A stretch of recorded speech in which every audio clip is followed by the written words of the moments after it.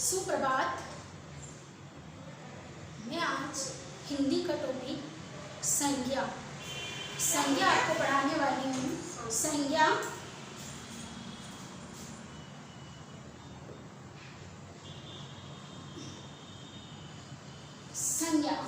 यानी जिसका हम जानते हो वह संज्ञा, जिसे हम सब जगह जानते हैं वह संज्ञा कहलाती है। कैसे? कुछ उदाहरण मैं बताती हूँ आपको। राम, अयोध्या,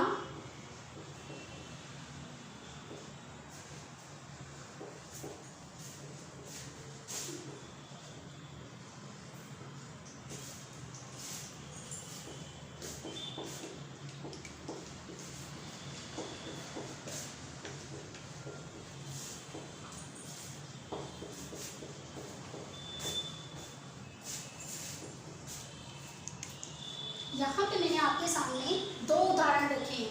पहला, राम अयोध्या के राजा हैं। दूसरा, मोहन विद्यालय जाता है। यहाँ पर दो उदाहरण में आप देखोगे कि पहले उदाहरण में अगर आप देखते हो तो राम किसी का नाम है तो ये भी एक संज्ञा है। दूसरा, अयोध्या एक जगह का नाम है, एक शहर का नाम है, ये भी एक संज्ञा है। राजा, ये इसका व्यापार है, पद है, तो ये भी एक संज्ञा है। दूसरे में आइए, मोहन विद्यालय, ये दोनों भी संज्ञा है। यानी इससे ये पता चल रहा है आपको कि जब कोई जिससे किसी की पहचान होती हो, या किसी स्थान के नाम को, या किसी व्यक्ति के नाम को, या व्यापार के नाम को, गुण को क्या कहते हैं? हम संज्ञा कहते हैं। इनसे यही पता चल रहा है, दोनों उदाहरणों से हमें क्या पता चल रहा है? किसी के नाम को, किसी स्थान के नाम को, स्थान को, व्यापार को, गुण को क्या कहलाते हैं? संज्ञा कहते हैं। अगर मैं संज्ञा की परिभाषा क्या कह सकते हैं? हम संज्ञा की इन दोनों उदाहरण को देखकर मैं संज्ञा की परिभाषा हम क्या दे सकते हैं? किसी स्थान, वस्तु, व्यक्ति और गुण, व्यापार के नाम को संज्ञा कहते हैं। लिखिए संज्ञा की परिभाषा। परिभाषा क्या होगी संज्ञा की?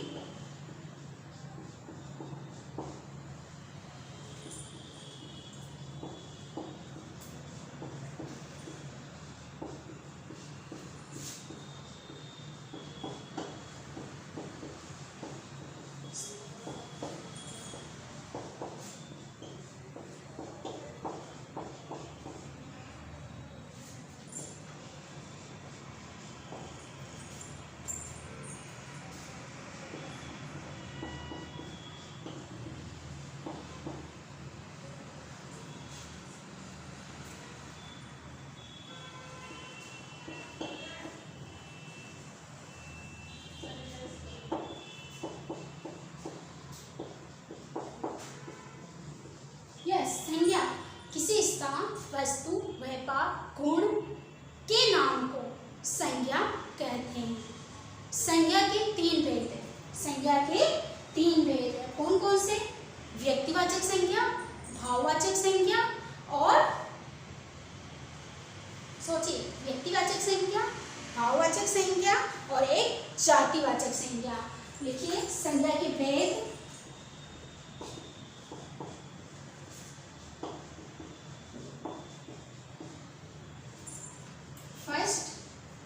व्यक्तिवाचक संज्ञा, व्यक्तिवाचक संज्ञा। दूसरा भेद क्या होगा हमारा?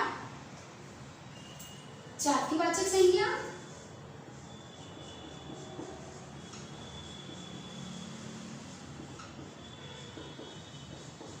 तीसरा भाववाचक संज्ञा।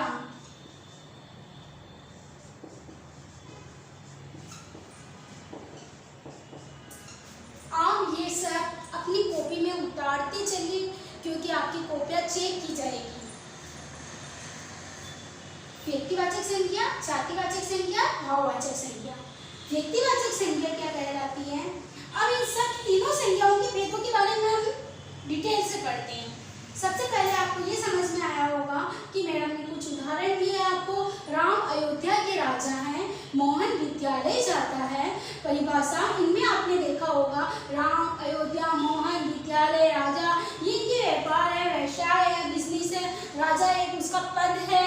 तो यहाँ पे मोहन, विद्यालय, राम, अयोध्या, ये स्पेस जगह का नाम है अयोध्या, या शहर का नाम है राम, मोहन व्यक्ति का नाम है, विद्यालय जगह का नाम है।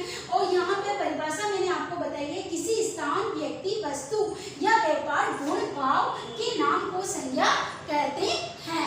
सेकंड मैंने ये बताया कि इसके भेद कितने होते हैं संज्ञा के।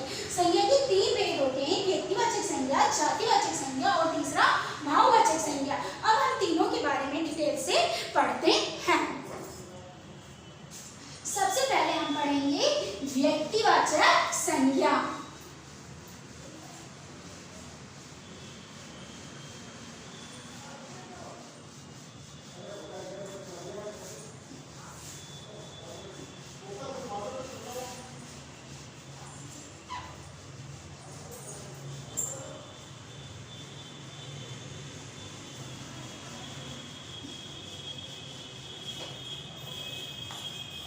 पहला भेद है व्यक्तिवाचक संज्ञा।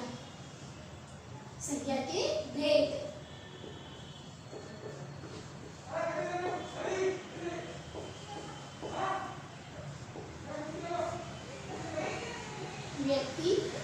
व्यक्तिवाचक संज्ञा।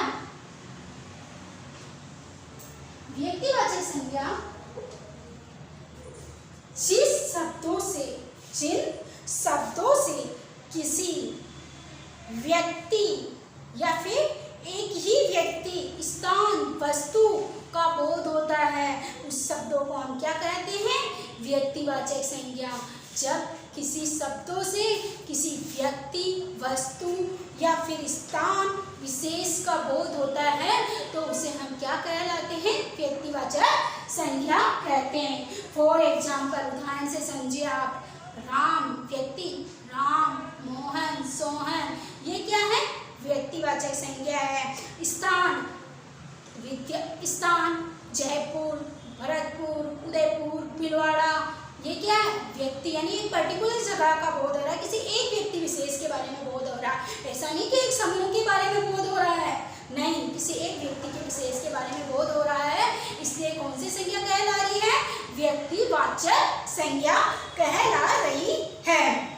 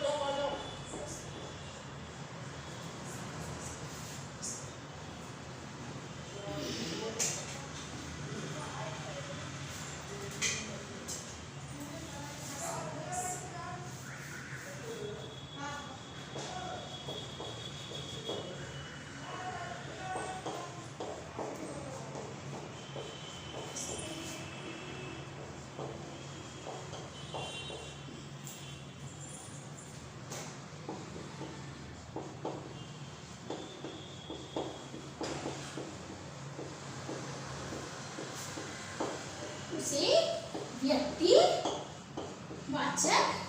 संज्ञा कहते हैं।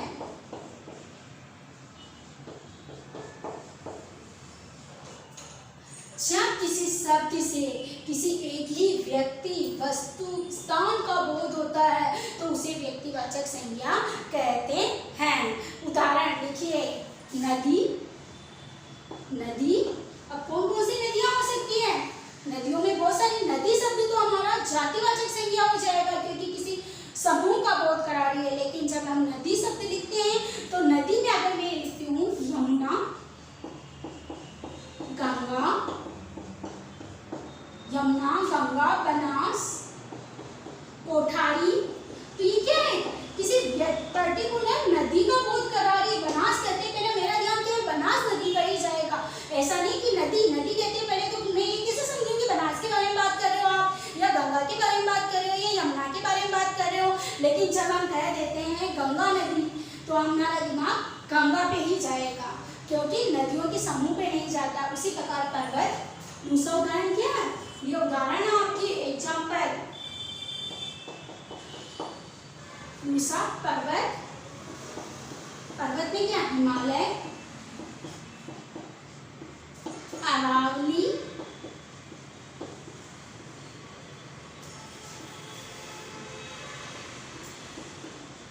शहर,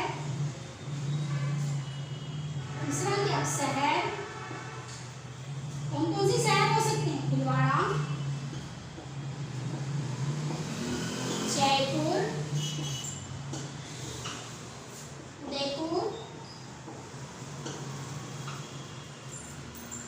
व्यक्ति,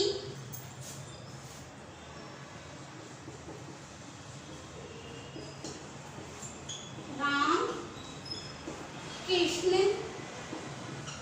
राधा। अगर मैं कहूँ सभी बच्चों, अगर मैं कहूँ विद्यार्थी, तो यहाँ पे हम समूह के बारे में बात करते हैं। लेकिन अगर कहूँ राम इधर आओ, तो यहाँ पे मैंने सिर्फ राम को ही बुलाया, ये व्यक्तिवाचक संज्ञा है।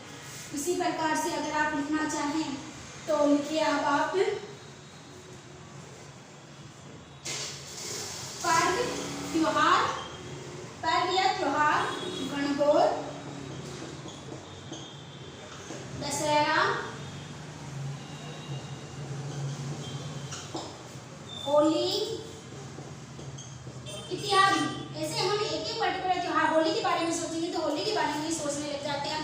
और पर्व कहे तो हाँ कभी दिवाली का माइंड में आएगा, कभी होली की। मैं अगर बोलती हूँ सभी स्टूडेंट से एक साथ पर्व, हमारे भारत में बहुत सारे पर्व मनाए जाते हैं, तो यहाँ पे बैठे हुए प्रत्येक स्टूडेंट अलग अलग बारे में सोचेगा। कोई होली के बारे में सोच रहा होगा, कोई दिवाली के बारे में सोच रहा होगा, कोई राखी के बारे में सोच रहा होगा। लेकिन अगर मैं कहूँ गणगौर त्योहार बनाया गया तो सबका दिमाग एक जैसा चलेगा। होली त्योहार बनाया गया, दशहरा बनाया गया, तो सबका एक ही व्यक्ति के बारे में सोचेगा वो, या अलग अलग के बारे में सोचेगा, एक ही के बारे में सोचेगा। इसी प्रकार पुस्तक, रामायण, महाभारत इत्यादि दिन, सोमवार, मंगलवार, और इसी प्रकार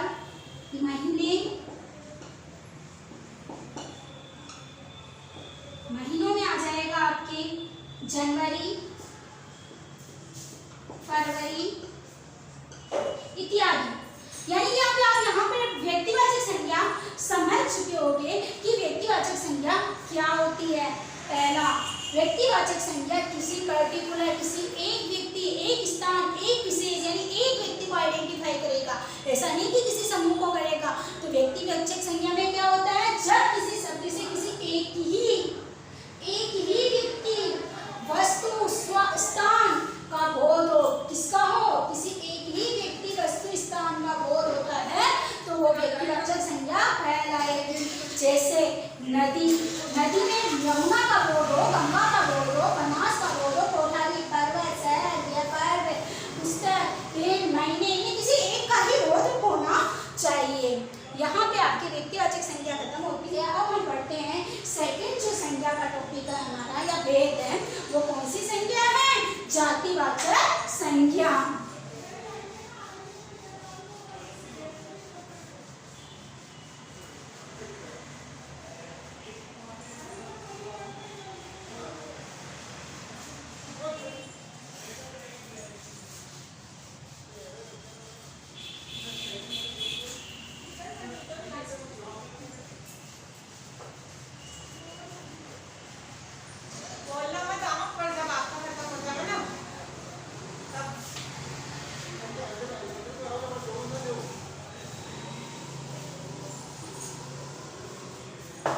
जातिवाचक संज्ञा,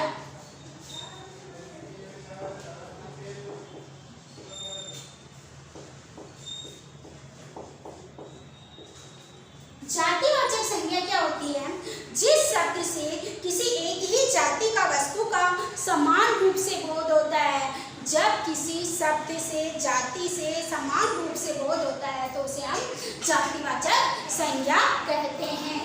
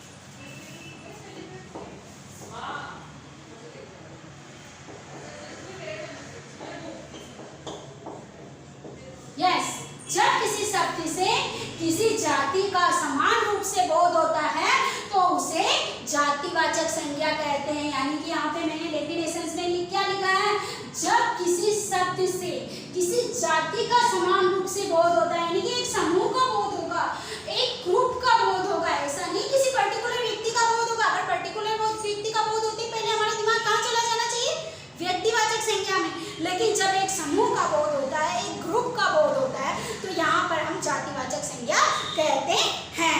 लिखिए वस्तुएं, उदाहरण के रूप में देखिए, आप एग्जाम्पल देखिए वस्तुएं। अब यहाँ पे जो मैं वस्तुएं लिखूंगी, तो वस्तुओं में अगर मैं लिखती हूँ, वस्तुओं में मैं अगर लिखती हूँ यहाँ पे आपके पुस्तक, कुर्सी, पुस्तक, कुर्सी, मेज, पेन इत्यादि। सेकंड अगर आप मैं लिखती हूँ यहाँ पे संबंधी, दूसरा क्या लिखा मैंने, संबंधी। संबंधी में अगर यहाँ पे मैंने लिखा भाई, बहन इत्यादि। इसी प्रकार आपके आता है व्यवसाय, व्यवसाय यहाँ पे गठरिया, व्यवसाय में लोहार, लकड़हारा,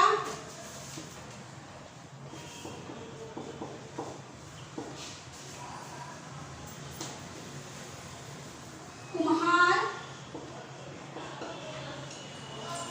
इसके अलावा आपने देखा होगा पद,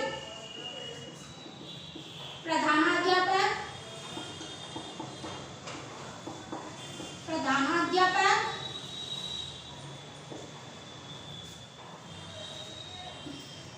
अध्यापक, अध्यापक, राष्ट्रपति,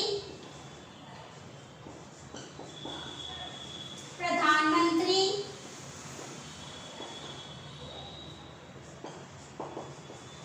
इत्यादि।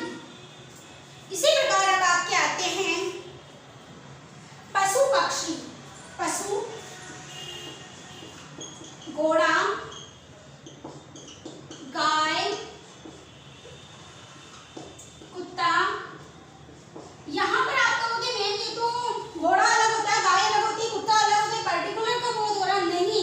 घोड़े की भी अलग अलग किस्में होती है, गाय की भी बहुत सारी किस्में होती है, कुत्तों की भी बहुत सारी किस्म होती है।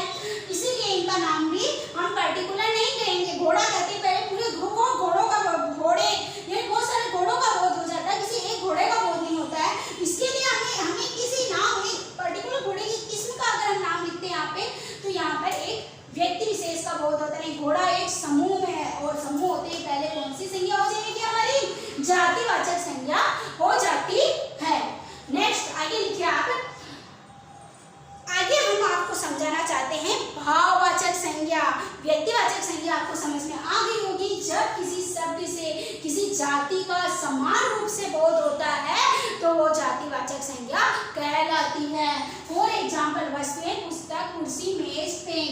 संबंधी भाई बहन, व्यवसाय लोहार, लकड़हारा, कुम्हार। और कोई व्यवसाय हो, बिजनेस हो, जिसका नाम हम यहाँ पे देते हैं पद, प्रधानाध्यापक, अध्यापक। प्रधानाध्यापक कहाँ का, कौन सी स्कूल का, तो प्रधानाध्यापक एक पद है। अध्यापक, अध्यापक केमिस्ट्री का अध्यापक, हिंदी का अध्यापक, संस्कृत का अध्यापक, अलग अलग पद है ना। पर हम एक करें अध्यापक, तो सभी अध्यापक आ गए, प्राइमरी के हो चाहे अपर प्राइमरी के हो, हाई प्राइमरी के हो चाहे कॉलेज के हो। यूं पशु, घोड़े, गाय, कुत्ता। अब यहाँ पे भाववाचक संज्ञा, तीसरी संज्ञा लिखिए आप, भाववाचक संज्ञा।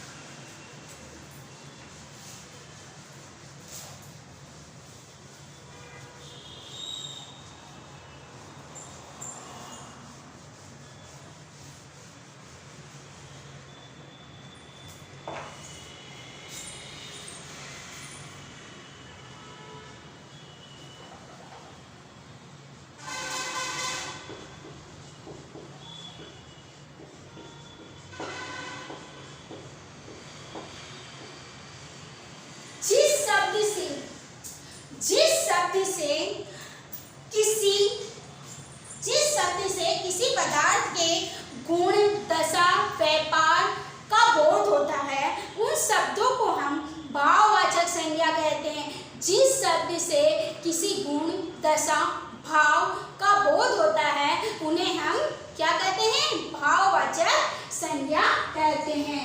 लिखिए इसके बारे में।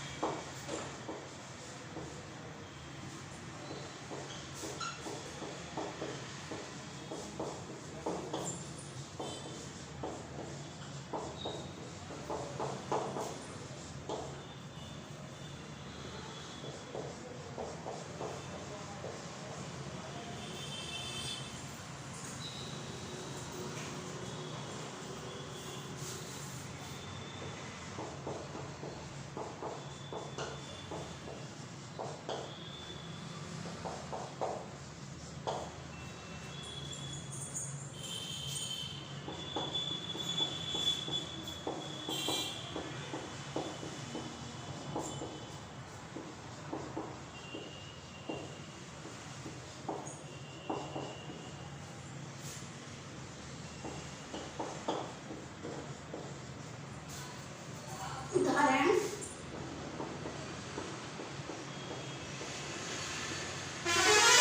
क्या हो गया अवस्था? मैंने कहा जिस शब्द से किसी गुण, दशा, भाव या व्यापार का बोध होता है उसे भाववाचक संज्ञा कहते हैं।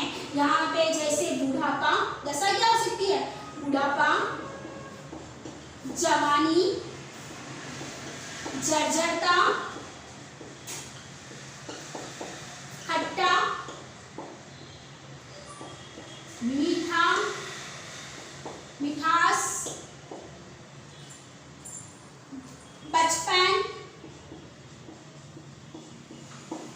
बचपन, मिठास, खट्टा,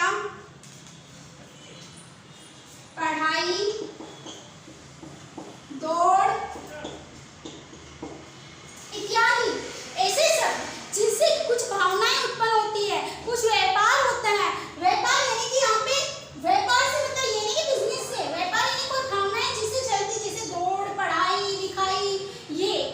और इसी प्रकार दशा, बुढ़ापा, जर्जरता, जवानी, गरीबी, अमीरी, ये इसमें भाव पैदा होते हैं। इसी प्रकार पशुता, मनुष्यता, देवत्व, पशु का गुण क्या होता है?